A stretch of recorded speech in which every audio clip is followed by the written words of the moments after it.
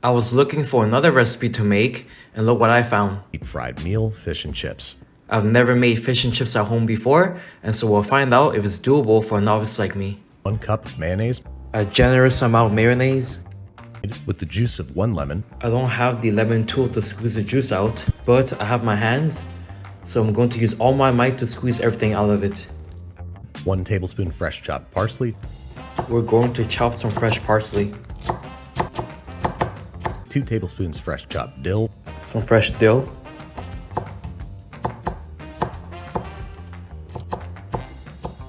And 2 teaspoons chopped tarragon. Some tarragon. That's such a weird name, tarragon. Like dragon, tarragon. 2 tablespoons of capers. This will be the one and only time I'll use capers, and then I'll never touch the jar again. Cornichon pickles. Cornichon and pickles. Sorry, I can't say that word with a straight face. It just sounds so funny in French. Teaspoon of Dijon mustard. Some fancy Dijon mustard. Mix this stuff up. And then we can finally mix. I've never put this much effort into a sauce before. Next up, the chips. Peeling and cutting 2 pounds of Yukon Golds. And then we're going to cut the potatoes to make the fries, and therefore I'm going to use the cutting teleportation. Boiled in some heavily salted water. Salt the water like there's no tomorrow. Tablespoon of white vinegar. Some vinegar. These are getting boiled 8 to 12 minutes. I seem to have an issue with boiling things like pasta, potatoes. It's never according to the box instructions or the packaging instructions. You know what, in this case, we'll boil until soft.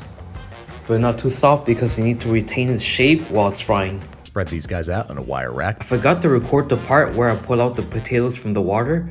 It's essentially on the same rack, and I have a picture here. It looks identical. Cod, or haddock in this, can break it down into 2 to 3 inch wide. Welcome to my show and tell. This is my white fish of choice. I chose the tilapia. The fish looks too small to begin with, so I won't be cutting it. Ready our dredge and batter. A cup of cornstarch with A cup of cornstarch. 2 tablespoons of all-purpose flour. 2 tablespoons of all-purpose flour. Kosher salt. Regular salt. Whisk together until evenly combined. Mix to combine everything together. For the batter, in a larger bowl, 1.5 cups of all-purpose flour. 1.5 cups of all-purpose flour. 1 teaspoon baking powder. 1 teaspoon baking powder. Half teaspoon paprika. Half teaspoon paprika. 1/4 teaspoon cayenne pepper.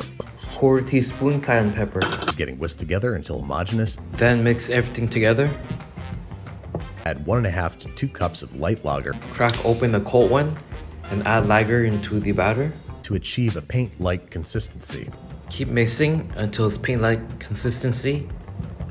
Does this look like paint to you? Is this close to paint? Generously coat your fish in the dredge. Now it's time to coat the fish in the dredge. Heated to 375 degrees Fahrenheit. Heat up the oil to 375 degrees Fahrenheit and fry the fish between 5 to 8 minutes.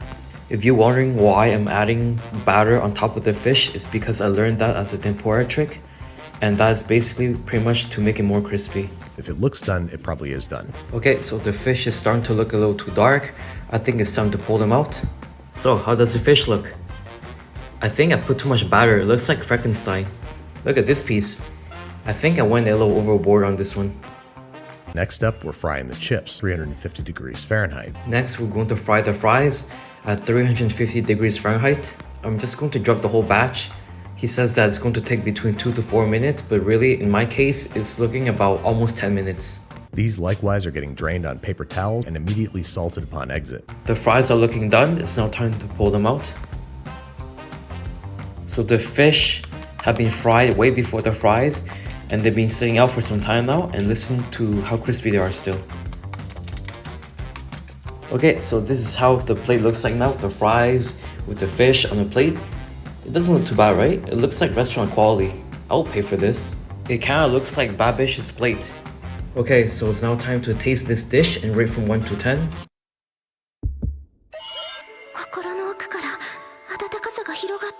The fish is very crispy. You can hear it too, I hope. The sauce is very light. It cuts the fat nicely from the fish and fries. The real star of the dish is actually the tartar sauce. I've never eaten a tartar sauce this balanced before. It is sour, it is savory because of the capers and the Dijon mustard. If you're a fan of fish and chips, this is one of those recipes where you actually have to try, mainly because of the tartar sauce. I'll rate this dish a 9.5 out of 10. Do you like fish and chips? Do you watch Babish? Well, that's all for today. Thank you for passing by.